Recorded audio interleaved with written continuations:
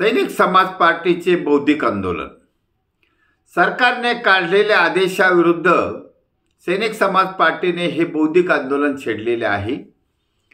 सरकारी अधिकारी आणि कर्मचाऱ्यांनी कोणी आमदार खासदार आल्यास त्याला उठून आदर करावा असा आदेश काढलेला आहे। यामुळे सैनिक समाज पार्टीने अनेक नोटिसा काढल्या आहेत, जाहीर निवेदन दिले आहे, जनतेच्या कोर्टामध्ये प्रकरण दाखल केलं आहे। आणि यामुळे काय होणार आहे की जर सरकारी अधिकारी आणि कर्मचारी याच 90% भ्रष्टाचारी प्रवृत्तीच्या आमदार खासदारांच्या दबावात गेले तर ऑटोमॅटिक समाजावर दबाव येणार आहे, इनडायरेक्टली दबाव येणार आहे। त्यामुळे भारतीय लोकशाहीचा अंत होत चालला आहे। त्यामुळे हा आदेश आता एक कात्रण आलं, एका निवृत्त न्यायाधीश साहेबांनी पाठवलं की हरियाणा पंजाब हायकोर्टाने सरकारवर ताशेरे ओढले। त्यांनी एका डॉक्टरना आदेश केला होता की तू आमदार खासदारांना रिस्पेक्ट दिला नाही, त्या मुद्द्यावर सरकारचे खरडपट्टी काढली असं एक निवेदन आलेलं आहे।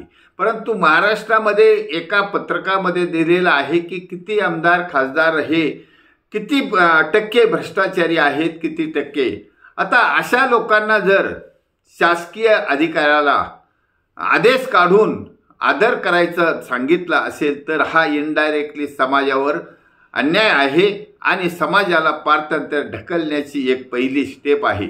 तिला रद्द करण्यासाठी महाराष्ट्रातील तमाम जनतेने सैनिक समाज पार्टीच्या या बौद्धिक आंदोलनाला साथ देण्यासाठी हे आंदोलन सुरू केलं आहे।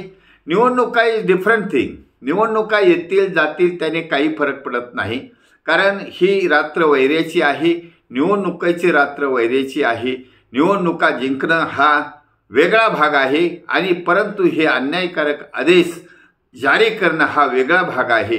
म्हणून सैनिक समाज पार्टीने आता हे आंदोलन हाती घेतलं आहे आणि त्यामुळे सैनिक समाज पार्टीच्या आंदोलनाला आम समाजातील नागरिकांनी जवळजवळ महाराष्ट्रातील 13 करोड जनतेने साथ द्यायला पाहिजे, तरच ही लोकशाही टिकून राहील, अन्यथा लोकशाहीचा अंत जवळ आला आहे असं दृश्य समोर येत चाललं आहे। त्यासाठी अनेक जण त्या मुद्द्यावर प्रतिक्रिया देतात, सकारात्मक देतात, कारण ह्या सैनिक समाज पार्टीने छेडलेले आंदोलन हे योग्य असल्यामुळे महाराष्ट्रातील तमाम जनतेचा पाठिंबा मिळत चालला आहे आणि त्यामुळे सैनिक समाज पार्टीचं हे आंदोलन एकदम योग्य होणार आहे। जोपर्यंत सरकार हा आदेश मागे घेत नाही तोपर्यंत आंदोलन चालू राहणार आहे, तरच महाराष्ट्रातील जनता ही स्वातंत्र्याची खरी फळं चाखू शकेल, अन्यथा लोकशाहीचा धोका म्हणजे समाजावरचा धोका आहे। त्यामुळे जनतेने या आंदोलनाला पाठिंबा द्यावा ही नम्र विनंती। भारत वर्ष की जय, छत्रपती शिवाजी महाराज की जय। सैनिक समाज पार्टीचा विजय असो।